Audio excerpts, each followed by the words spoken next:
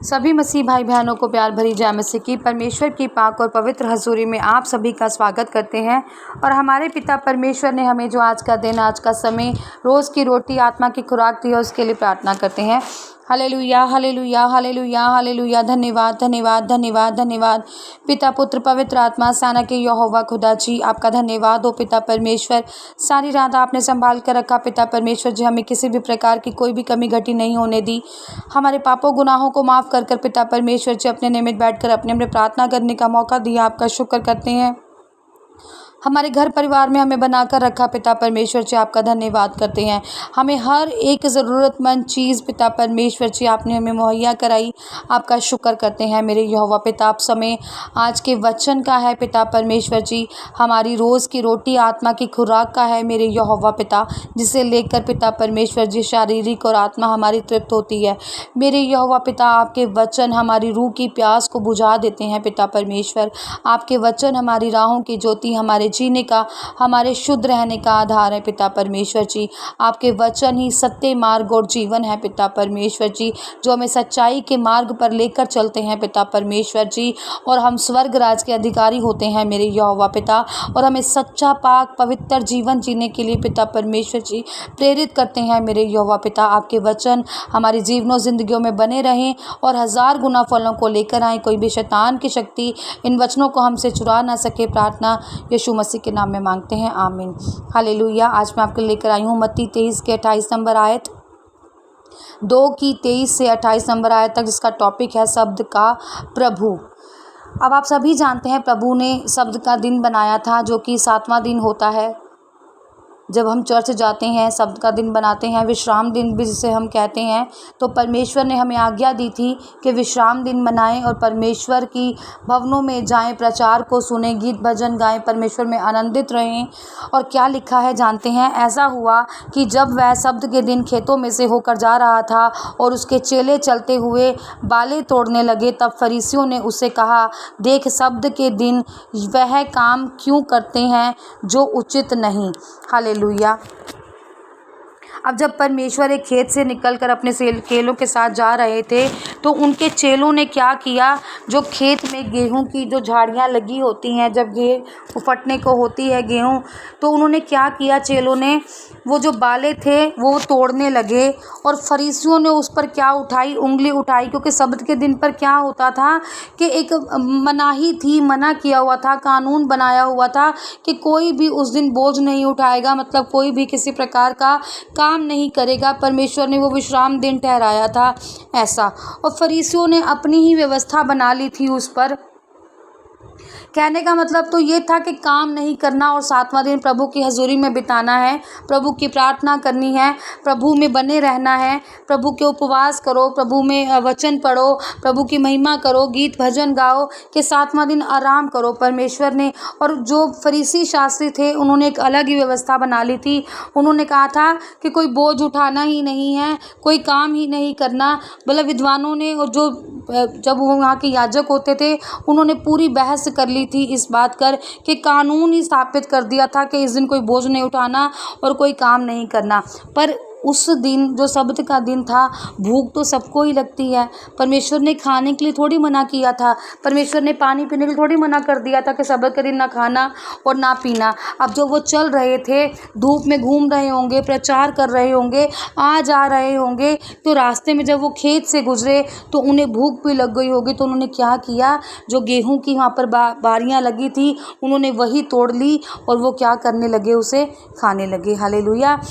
तो आगे लिखा है, उसने उनसे कहा, परमेश्वर ने कहा कि जो उसने कहा कि तू ये उचित नहीं है। तो परमेश्वर ने जवाब में क्या कहा, कि उसने कहा, क्या तुमने यह कभी नहीं पढ़ा कि जब दाऊद को आवश्यकता हुई और जब वह और उसके साथी भूखे हुए, तब उसने क्या किया था। तो परमेश्वर ने उनको समझाने के लिए बीता समय उन्हें याद कराया कि जब दाऊद प्रचार करते थे, या दाऊद का जब समय था, जब दाऊद वहाँ पर थे, तो उनको भी भूख लगी थी, उनके चेले भी उनके साथ थे। तो उन्होंने उस टाइम पर क्या खाया था, उन्होंने जो चर्च पवन हुआ करते थे, या उस समय जो जहाँ पर जो महायाजक बैठते थे, या महायाजक को ही सिर्फ खाने का इख्तियार था और महायाजक ही खा सकते थे, और वहीं पर जो चढ़ाई जाती थी भेंटें और रोटियां वो महायाजक का ही अधिकार था, तो वो खा ली थी। पर जब दाऊद को भूख लगी थी, उनके चेले उनके साथ थे, तो दाऊद ने भी क्या किया था,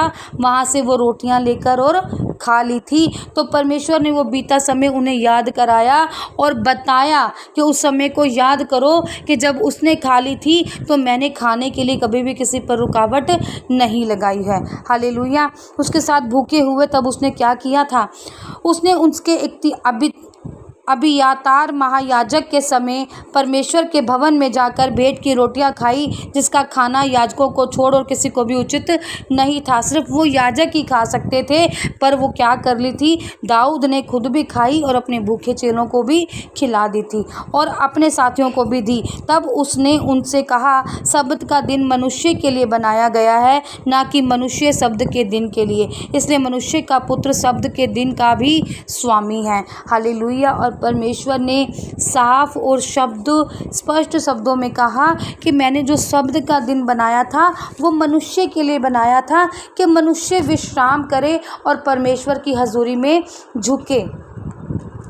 ना कि मैंने शब्द के दिन को, जो कहते हैं ना कि मनुष्य शब्द के दिन के लिए बनाया गया था कि मनुष्य कोई कुर्बानी दे या मनुष्य भूखा रहे, मैंने ऐसा भी कोई दिन नहीं बनाया था। इसलिए मनुष्य का जो पुत्र है वो शब्द के दिन का भी क्या है, स्वामी है। तो परमेश्वर जो है, जो प्रभु यीशु मसीह है, शब्द का दिन भी उन्हीं का बनाया हुआ है, और परमेश्वर ने खाने पीने से उस दिन को किसी के लिए भी मना नहीं किया। इस पर कोई भी कानून नहीं है कि शब्द के दिन बस विश्राम ही करना है और खाने पीने पर मनाही है, किसी को भूख लगे तो कोई कुछ खा नहीं सकता, ऐसी कोई भी व्यवस्था परमेश्वर ने नहीं बनाई थी। परमेश्वर ने यही कहा था कि मनुष्य जो है, जो शब्द का दिन है वो मैंने मनुष्य के लिए बनाया है, ना कि मनुष्य शब्द के दिन के लिए, कि मैंने मनुष्य को कुर्बान होने के लिए नहीं कहा कि तू भूखा मर जा, प्यासा मर जा और तू कुर्बान हो जा परमेश्वर की हजूरी में।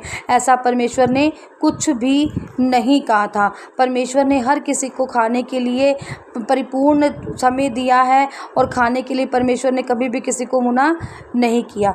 हालेलुया। सर्वशक्तिमान साना के यहोवा खुदा, प्रार्थना करते हैं पिता परमेश्वर, मेरे यहोवा पिता, आप जीवते परमेश्वर हैं खुदावन, मेरे यहोवा परमेश्वर, आपकी स्तुति आपकी आराधना में हम बने रहें पिता परमेश्वर जी, और अपनी ज़िंदगियों में पिता परमेश्वर जी बड़ी बरकतों को पाएं मेरे यहोवा पिता।